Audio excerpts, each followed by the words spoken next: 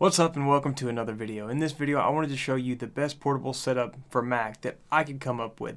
I'm a very portable guy. I'm always in meetings and I have to get work done between meetings, and it's just important for me to be portable. So I wanted to find the best portable workstation. That was my quest. So I've been researching and figuring some different things out, but you really need three things when it comes to portable setup. So you need portability, of course. You want to be able to pick it up and take it with you wherever you want to go.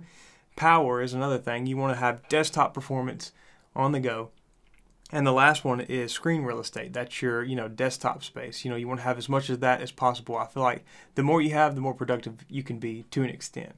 So I've been on this quest and I did a lot of research, and I started looking into this software called Duet Display. It allows you to, use an iPad as an extra screen for about 15 bucks. And I thought maybe this could work. So I thought, I need to have power and portability, so I was thinking Macbook Pro instead of a MacBook.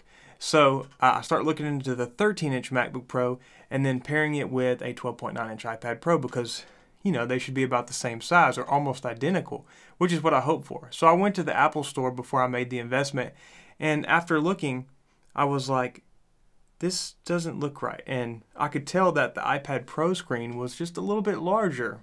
And to me, it's not aesthetically pleasing for the iPad, the second display, to have the larger screen. I would want, whatever has the keyboard to have the larger screen. It just, I don't know. For me, I was quirky and decided that, okay, maybe I should look at a different option. So I held the 12.9-inch iPad Pro up to a 15-inch MacBook Pro, like so, and it was, whoops, perfect, besides it falling over. I actually use an iPad smart cover, and, I can just pop it up right next to it like that. And it works great. I think it's actually closer in size than the two 13-inch. Apple so-called calls them 13-inch displays, 12.9 inches, whatever. They're not exactly alike. I think the iPad Pro's display is a little bigger if you look at them closely. But I really enjoy having this workflow. And of course, a 15-inch MacBook Pro, I waited and got the second iteration, the 2017 MacBook Pro that has the Kaby Lake processors. And of course, you can get the 560, graphics right out of the box, from a store. So it's very awesome to just be able to go to the store, pick up both of these things, and have an awesome portable setup. One of the coolest things about this is you still have a 15-inch MacBook Pro and an iPad Pro. You have them both separate, and if you're a creative person who likes to use a little bit of both, it works out great because you can use them, as, separate devices, or you can link them together. And another great thing is I got my iPad Pro with cellular capabilities through Verizon, so I take a USB-C to Lightning cable, connect Duet Display, and then the iPad also sends back cellular, service to my MacBook Pro. So now I have, internet on both devices, and it's awesome. It's, it's one cord, you plug and you play.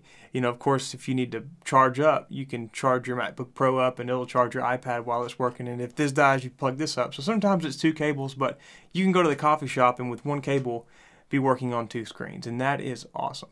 I really think this setup is the best way to go when it comes to portability. If you have the budget to buy a 15-inch MacBook Pro and an iPad Pro, especially with cellular capabilities, I would jump for it. Let me know what you think in the comments below, but I really think this is the best solution for your portable users out there that are using Mac. And, you might have an iPad Pro or an iPad and a MacBook at the house. Plug them together, see if it works for you. And, if you're wanting to invest in the best of the best top line, go out and do what I've done and buy a 15-inch MacBook Pro and an iPad Pro and see if it works for you. Of course, you can return it all in 14 days if it doesn't work out. But guys, thanks for watching. Subscribe. Hit that subscribe button so you can see me in the next video where I talk about I/O and, cabling when it comes to Mac and iOS devices. So see you next time.